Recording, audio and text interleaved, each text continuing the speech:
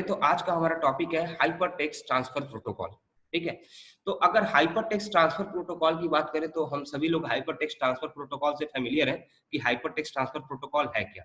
ठीक है ना, अगर हाइपर टेक्स्ट ट्रांसफर प्रोटोकॉल की बात करें तो हम जब भी कभी भी कोई भी वेबसाइट यूज करते हैं, चाहे कोई भी वेब ब्राउजर के थ्रू कोई भी वेबसाइट को एक्सेस करने की कोशिश करते हैं, जब हम लिखते हैं www.facebook.com, www.google.com, तो हम देखते हैं कि वेब ब्राउजर में साइड में सबसे पहले HTTP या HTTPS लिख के आता है और उसके बाद से फिर वो वेबसाइट को वो एक्सेस होती है। ठीक है, तो नॉर्मली वो जो HTTP या HTTPS लिख के आता है वो उसका काम क्या होता है कि दोस्तों वो वेब क्लाइंट से, वेब ब्राउजर का है आपका क्लाइंट है, ठीक है ना, तो वो क्लाइंट से सर्वर के बीच में कनेक्शन को इस्टेब्लिश करता है।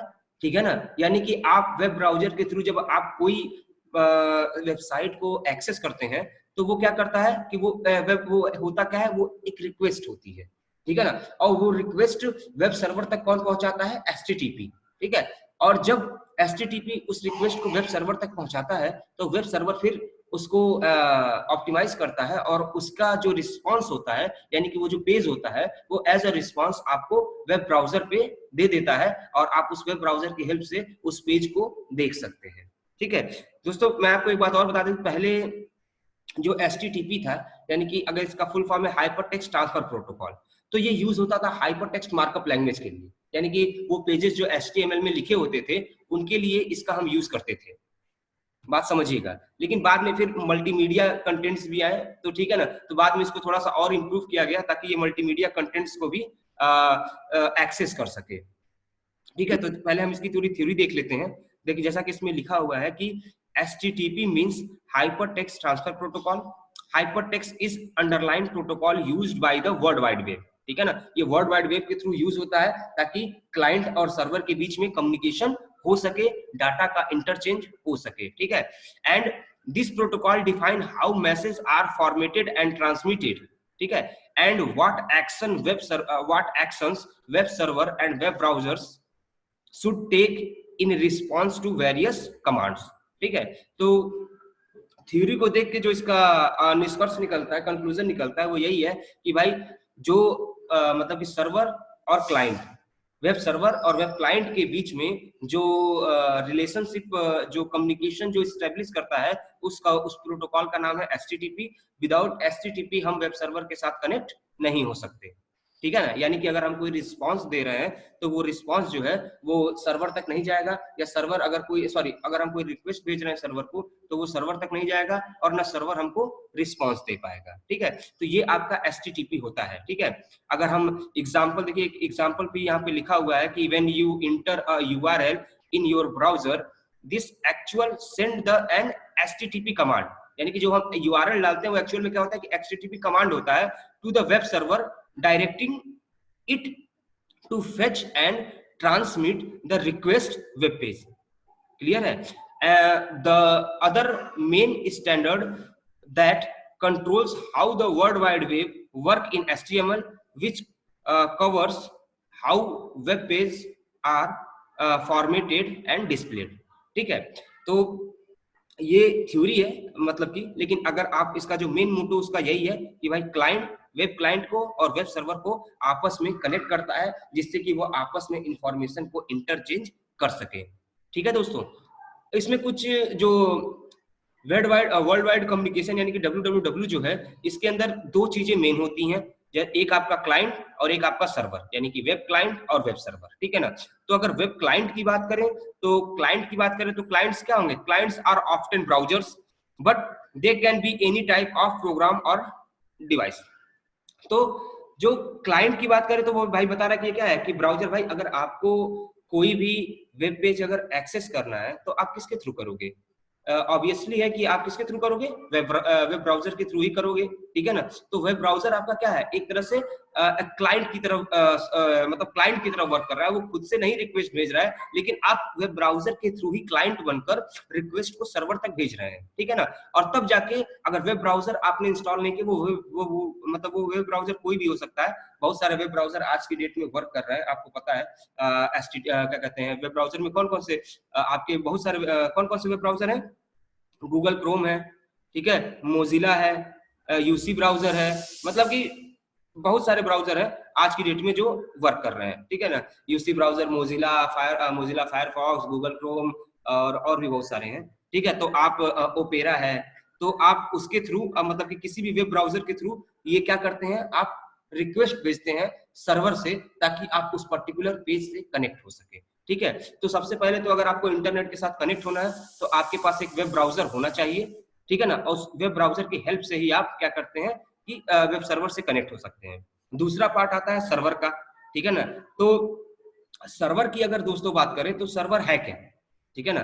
तो सर्वर है क्या भाई, तो सर्वर एक ऐसा फील्ड है, मतलब ऐसी जगह है जहां पे सारी इंफॉर्मेशन को रखी होती है, और जो क्लाइंट है वो उसी जगह से इंफॉर्मेशन को फेच करता है, ठीक है ना।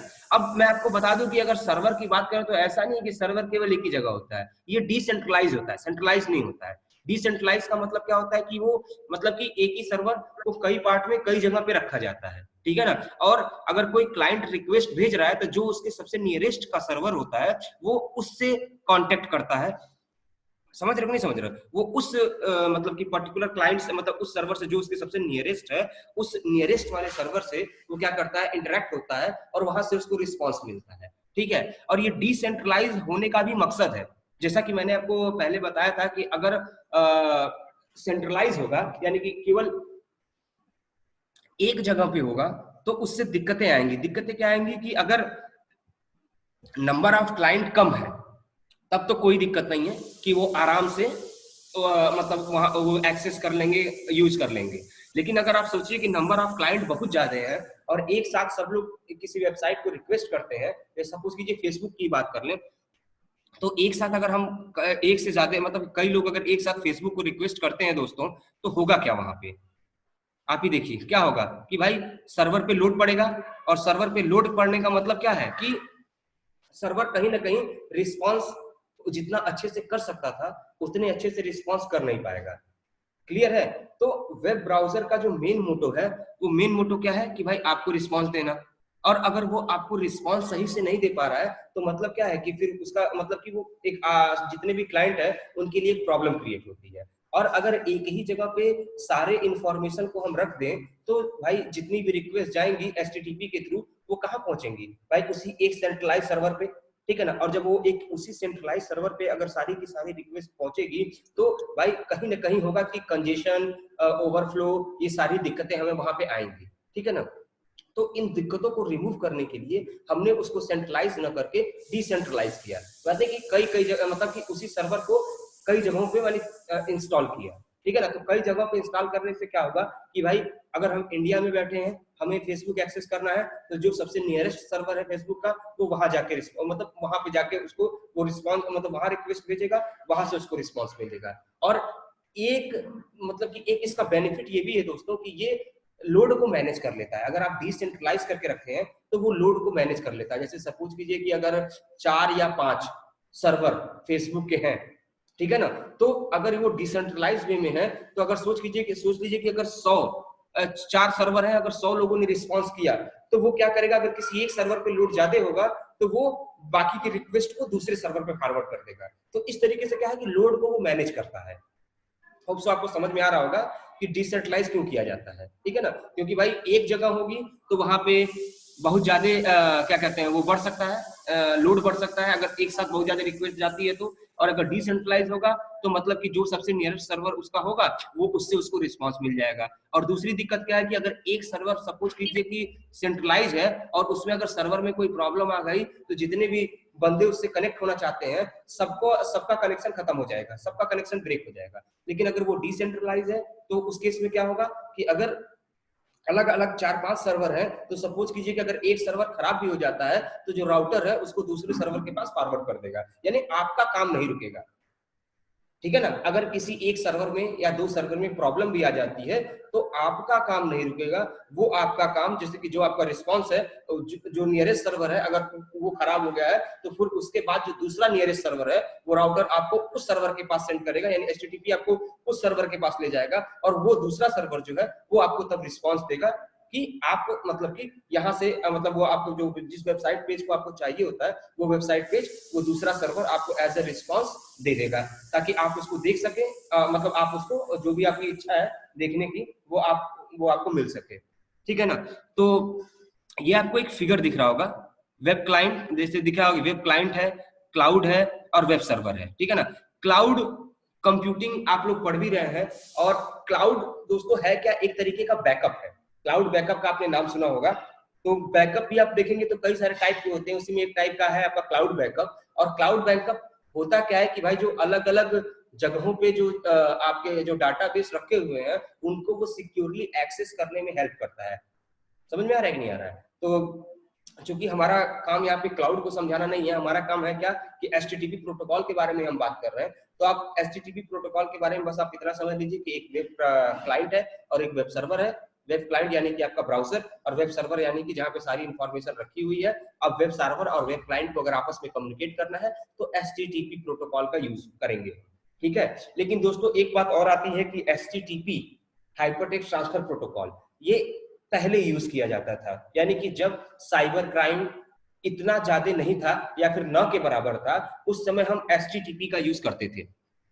क्लियर है? जब साइबर क्राइम बहुत ज्यादा इंट्रोड्यूस नहीं हुआ था या फिर न के बराबर था, तो उस समय हम एचटीटीपी का यूज करते थे, यानी इसका यूज करके हम इंफॉर्मेशन को एक जगह से दूसरी जगह सेंड कर लेते थे, ठीक है। लेकिन बाद में चूंकि साइबर क्राइम आप जानते हैं धीरे धीरे इंट्रोड्यूस हुआ, आज की डेट में साइबर क्राइम तो इतना ज्यादा बढ़ गया है कि हमें हर चीज बहुत ही सिक्योर तरीके से करनी पड़ रही है, ठीक है। और हमने देखा भी इससे पहले कि क्रिप्टोग्राफी के बारे में पढ़ा, तो क्रिप्टोग्राफी का पूरा मेथड ही किस लिए है, ताकि हम अपने डाटा को जो ऑनलाइन एक जगह से दूसरी जगह ट्रेवल कर रहा है उसको हम चोरी होने से बचा सके, या उसकी इंटीग्रिटी या उसकी कॉन्फिडेंशियलिटी के साथ कोई भी छेड़छाड़ ना हो, उसके लिए हम क्रिप्टोग्राफी का यूज कर रहे थे, ठीक है ना। लेकिन जो एचटीटीपी प्रोटोकॉल था ये जो है ये सिक्योर नहीं था। सिक्योर नहीं था का मतलब क्या है कि इसमें जो इंफॉर्मेशन या जो लिंक जो मतलब जो रिक्वेस्ट आप भेजते थे वो प्लेन टेक्स्ट के रूप में जाता था। प्लेन टेक्स्ट के रूप में जाने का मतलब क्या है कि अगर कोई थर्ड पार्टी है जो बीच में बैठा हुआ है, तो अगर वो देखना चाहता है कि आप क्या सर्वर्स को रिक्वेस्ट दे रहे हैं, यानी आप किस लिए, आप ऑडियो देखना चाहते हैं, वीडियो देखना चाहते हैं, या कौन सी फाइल देखना चाह रहे हैं सर्वर के थ्रू, तो वो आसानी से उसको ट्रेस कर पाता था कि आप देखना क्या चाहते हो, ठीक है ना। तो फिर वो आसानी से वो समझ लेता था कि कौन सी उसके काम की चीज है, कौन सी उसके काम की चीज नहीं है, ठीक है। तो ये क्या था कि एक तरीके से ये सिक्योर नहीं था, लेकिन बाद में चूंकि हमें सिक्योरिटी की भी जरूरत पड़ी, क्योंकि साइबर क्राइम बहुत ज्यादा मतलब कि बढ़ता जा रहा था। तो जब साइबर क्राइम बहुत ज्यादा बढ़ता गया तो हमने फिर ये यूज का किया hypertext transfer protocol secure, HTTPS, ठीक है ना।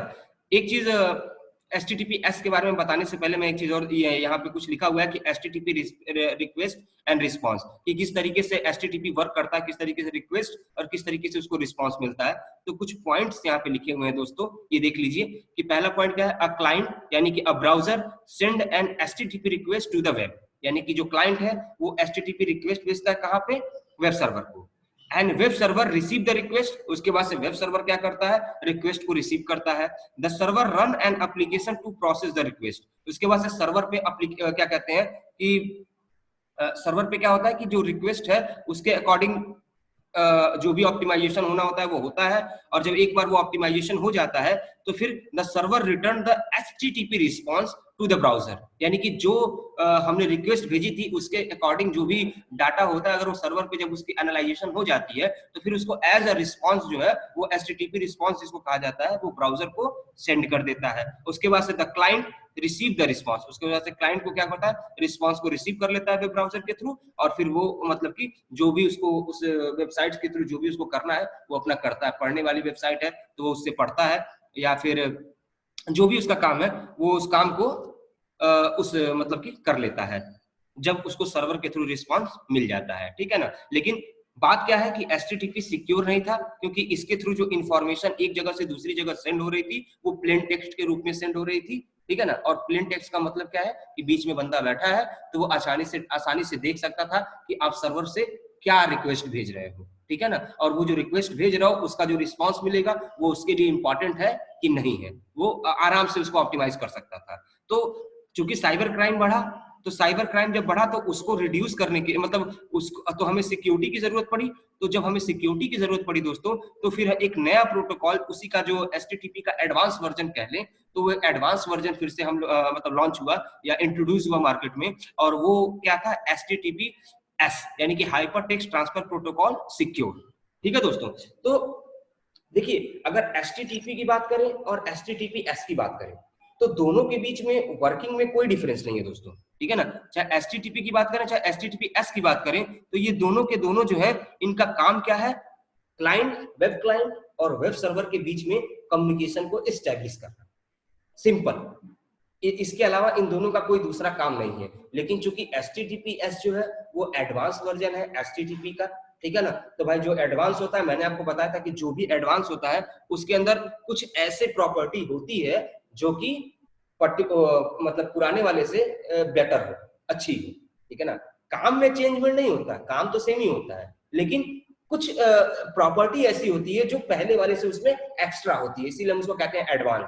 ठीक है ना, तो इस एचटीटीपी में एडवांस क्या था, सिक्योर, कि ये सिक्योरनेस प्रोवाइड करता था, यानी कि क्या, कि ये जो लिंक क्रिएट होता था, यानी एचटीटीपी जो रिक्वेस्ट भेज रहा है या सर्वर उसको जो रिस्पांस भेज रहा है, वो सब इंक्रिप्टेड लिंक के थ्रू होता था। इंक्रिप्टेड लिंक के थ्रू होने से फायदा क्या होता था कि अगर थर्ड पार्टी जो है, अगर वो उसको देखना भी चाहे तो वो उसको देख नहीं पाता था, क्योंकि डाटा जो है वो आपका इंक्रिप्टेड फॉर्म में होता था, जिससे कि आपकी इंटीग्रिटी और आपकी कॉन्फिडेंशियलिटी जो है वो बची रहती थी। ठीक है ना, तो जब भी वेब ब्राउजर जो है, आप वेब ब्राउजर पे अगर कोई वेब ब्राउजर पे जो एड्रेस बार होता है, उसमें जब आप कोई यूआरएल डालते हैं और इंटर करते हैं, तो अगर आप उस पे अगर साइड में देखते हैं अगर HTTPS लिख के आता है, तो मतलब आप कंफर्म हो जाइए कि वो सिक्योर है।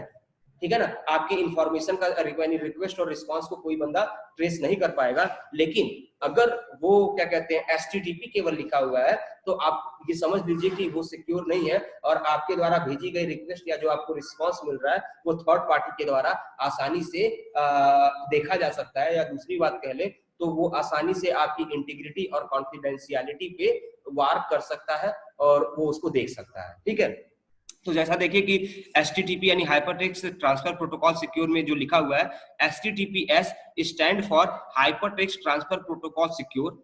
It is a protocol for securing the communication between two system. Securing the communication between two system, यानी दो सिस्टम के बीच में जो कम्युनिकेशन होता है उसको सिक्योर करता है, ताकि कोई भी तीसरा बंदा उसको देख ना सके। That is web browser and web server, यानी वेब ब्राउजर और वेब सर्वर के बीच में जो कम्युनिकेशन हो रहा है, उस कम्युनिकेशन को जो HTTPS प्रोटोकॉल है वो सिक्योर रखता है, ताकि थर्ड पार्टी उसको देख ना सके, और आपका जो CIA है, यानी कि कॉन्फिडेंशियलिटी, इंटीग्रिटी, ठीक है ना, इसको वो मतलब कि ब्रेक ना कर सके। ठीक है, तो आइए देखते हैं किस तरीके से होता है। जैसा कि आपको ये देखिए दो फिगर दिखे हुए हैं, ठीक है, ये दो फिगर ये नीचे दिए हुए हैं, एक आपका सिंपल HTTP का फिगर है।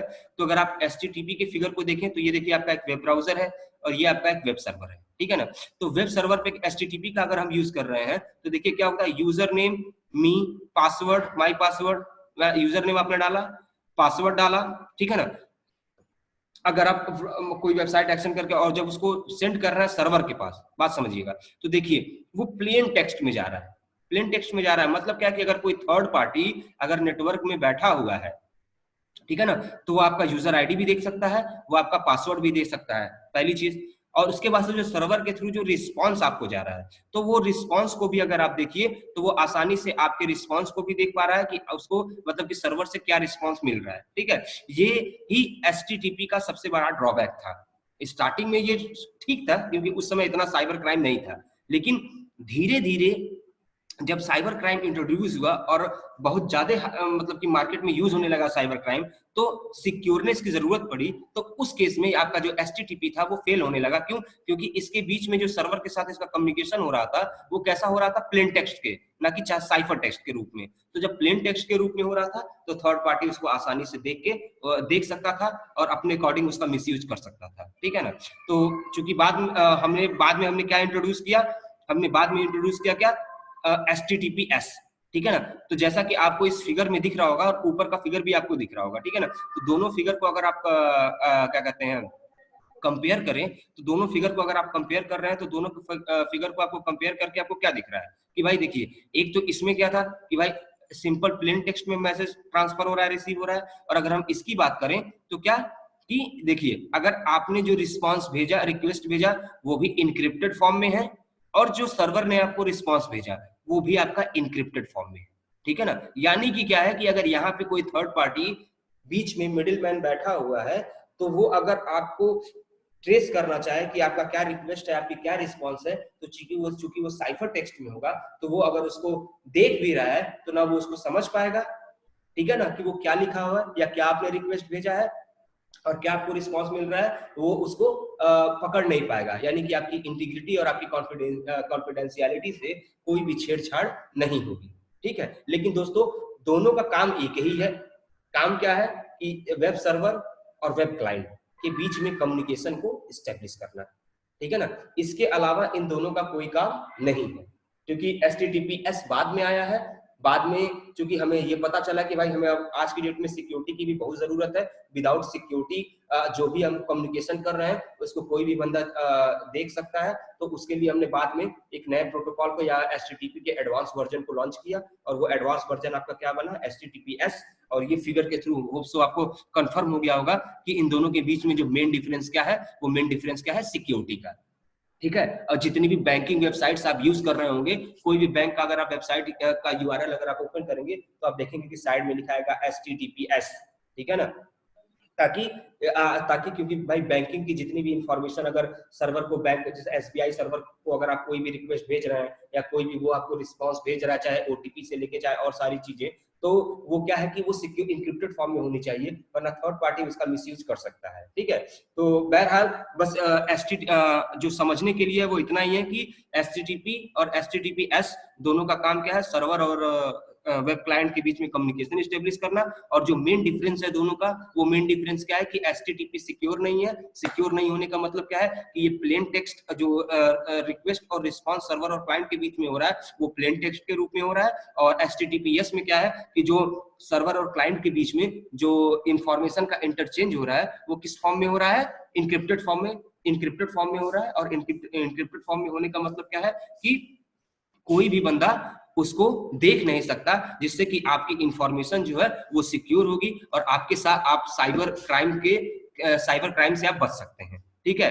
अब बात आती है कि भाई ये बंदा जो है ये इंक्रिप्शन डिक्रिप्शन के लिए क्या यूज कर रहा है, ठीक है।